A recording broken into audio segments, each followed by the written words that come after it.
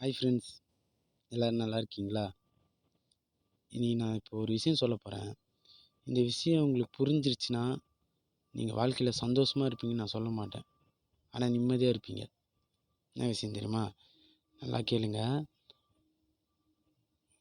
யார்கிட்டேயும் எதையும் எதிர்பார்க்காதீங்க. ஏன்டா இப்படி சொல்கிற? எதிர்பார்க்காம எப்படி இருக்குது அப்படின்னு கேட்பீங்க.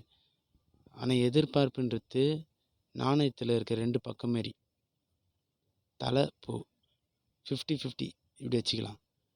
அதாவது ஒரு விஷயம் நடக்கும், நடக்காமல் போகும்.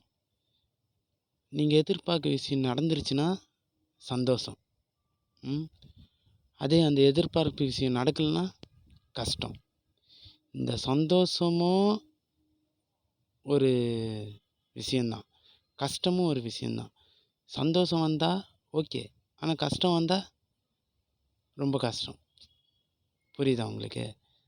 ஆனால் எதிர்பார்ப்பு இல்லைன்னா உங்களுக்கு சந்தோஷமும் இல்லை, கஷ்டமும் இல்லை. என்ன வரும்? உங்களுக்கு நிம்மதி வரும். அதனால தான் ஃப்ரெண்ட்ஸ் சொல்கிறேன், யார்கிட்டேயும் எதையும் எதிர்பார்க்காதீங்க. உங்களுக்கு நிம்மதி தன்னால் வரும். ஓகே, ஹாப்பியாக இருங்க.